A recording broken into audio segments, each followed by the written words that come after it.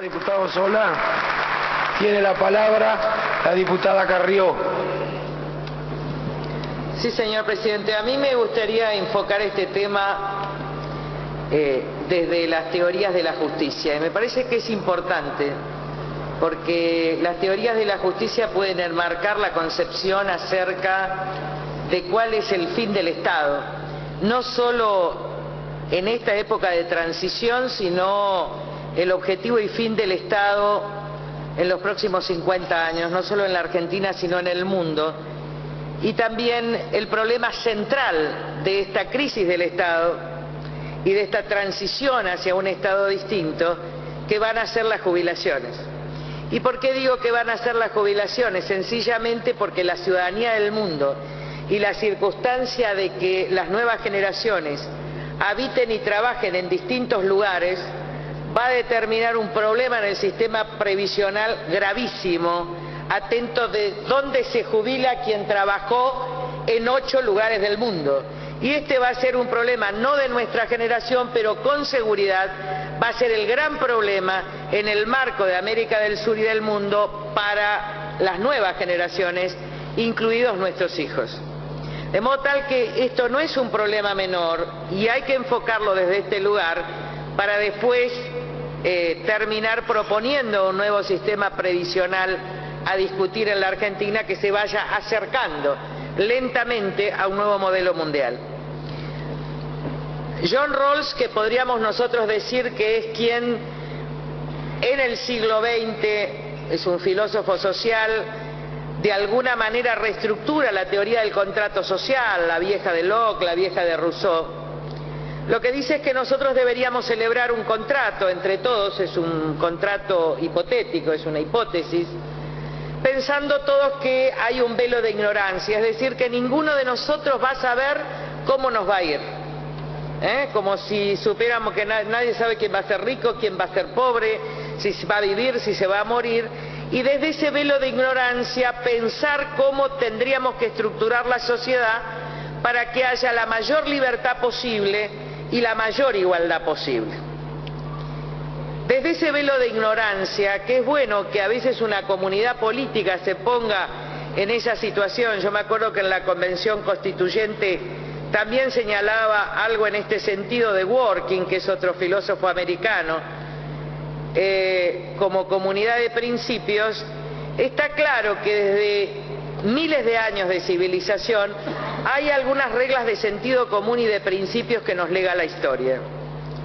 La primera es que para que haya libertad tiene que haber igualdad de oportunidades y que frente a esto la discriminación inversa, el ingreso de ciudadanía a la niñez, por ejemplo, que hoy escuchaba a la señora Presidente decir que somos una default de propuesta, pero la señora Presidente debería acordarse que es gracias a nuestra lucha que ella finalmente implementó el ingreso ciudadano de la niñez, como es gracias a nuestra lucha que se dictó la nulidad de obediencia debida y punto final el 12 de agosto del 2003. Por lo menos para que reconozca, para que no se olvide, ni siquiera públicamente. Pero lo que decimos es, desde ese velo de ignorancia, el ingreso de ciudadanía a la niñez es lo que garantiza a una sociedad la posibilidad que, independiente de la suerte de los padres, es decir, de lo arbitrario de la herencia, haya algunas posibilidades de ingreso que permitan las oportunidades de educación y salud para los niños. Pero también desde ese velo de ignorancia lo que está claro es que si una sociedad debe asegurar a las personas que ya no pueden trabajar activamente un mínimo de dignidad garantizado a través de un ingreso ciudadano a la vejez, y les diría independiente de los aportes, independiente de los aportes. ¿Por qué? Porque alguien no aportó durante 65 años, vamos a decirle a una persona de 70 años que no va a tener un ingreso garantizado. No es así. En consecuencia, los dos pilares de justicia de una sociedad desde el velo de ignorancia son el ingreso ciudadano a la niñez y el ingreso ciudadano a la vejez, que es un poco la jubilación universal de piso básico que tiene Italia, independiente de que se resida o no, se haya trabajado o no en el territorio italiano. Si esta es una teoría, la otra que a mí me parece importantísimo tocar acá y que es mucho más práctica, digo desde el punto de vista de la aplicación práctica política, es la de Amartya Sen, que en el último libro Idea de la Justicia lo que nos dice es, miren, esta cuestión contractual es más abstracta, es más difícil, pero sí podríamos ponernos de acuerdo en una idea, que es que como sociedades tenemos por objetivo reducir lo más que se pueda la injusticia intolerable. Esta sería la premisa de Amartya Sen, diciendo, con tal de que reduzcamos las situaciones de injusticia intolerables en términos de civilización, podríamos estar avanzando en esto. Desde el mismo lugar, es injusticia intolerable que los niños, porque sus padres no tengan trabajo o no tengan empleo o porque no estén, no puedan tener un ingreso garantizado para poder comer, para poder asistir a la escuela. Y también desde esta teoría, esto es un imperativo ético y además un imperativo de derecho. Pero lo mismo sucede con los jubilados. Lo mismo sucede con las personas de tercera edad. Y es ahí donde tenemos que analizar algo muy concreto. Es justo, es tolerable que un jubilado gane 900 pesos en la Argentina. ¿O es injustamente intolerable? Y esto es independiente de los recursos, independiente del ANSES, independiente de todo. Es una pregunta que nos debemos hacer como sociedad. Y todos sabemos, porque vamos al supermercado, porque las personas grandes tienen problemas de salud muy graves y tienen dinero en remedio, que esto es intolerablemente injusto. Ahora después vamos a ver el problema de los recursos y las distorsiones del sistema. Pero sí yo creo que en esto ni oficialismo ni oposición tendría que tener un desacuerdo acerca de estos objetivos básicos de la sociedad. Y si estamos de acuerdo, yo haría un subprincipio de estos dos, que es quién debe, de dónde deben salir los recursos para que las sociedades tengan un criterio de justicia en los términos de Rawls o reduzcan lo intolerablemente injusto en los términos de Amartya Sen. Y la primera conclusión es que lo primero que podemos extraer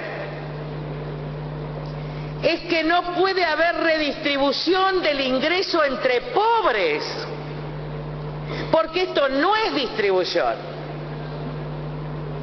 Y en consecuencia hay que empezar a decir que lo que es intolerablemente injusto, regresivo y reaccionario es que los jubilados financien a los niños y no, por ejemplo, el impuesto a los activos financieros.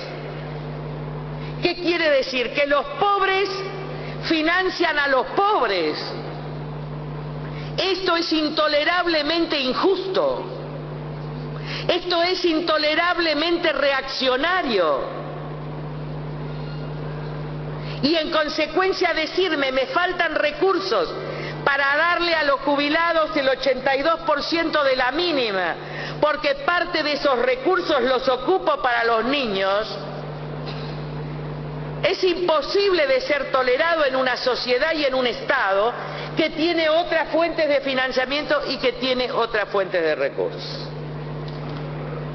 Desde esa perspectiva, Alfonso Prat y Fernanda Reyes van a hablar de la cuestión económica y de los números, pero yo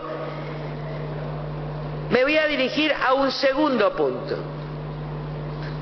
¿Qué significa el sistema jurídico y el derecho para nosotros? Nada. ¿Qué significa que una corte le haya dicho al Parlamento de la Nación que hay que actualizar? Nada.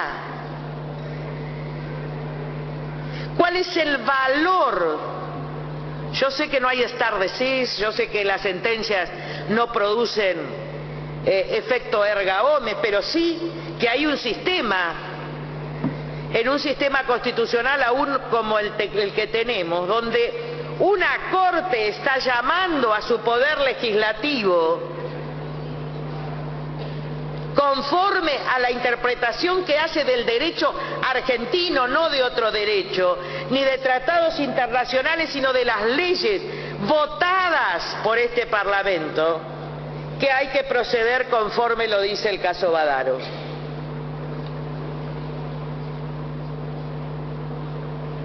Pero ¿cuál es el valor?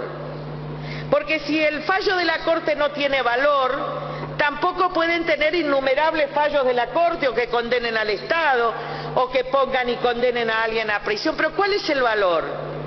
¿Cómo puede ser que el fallo de la Corte sea una opinión más a ser retrucada por tal o cual ministro, con todo el respeto que nos puede merecer o no merecer? Acá hay fallos de la Corte. Y la segunda cuestión, más grave aún, los que somos abogados sabemos que si la Corte está diciendo y las cámaras están diciendo y se llega a la Corte como último tribunal, 3 instancias de abogados equivalen exactamente al monto de lo que le debe al jubilado. Estamos duplicando la deuda. ¿Quién se va a hacer cargo? ¿Por qué no parar la industria del juicio? ¿A quién está beneficiando una industria del juicio que en algún momento va a ser pagada con bonos?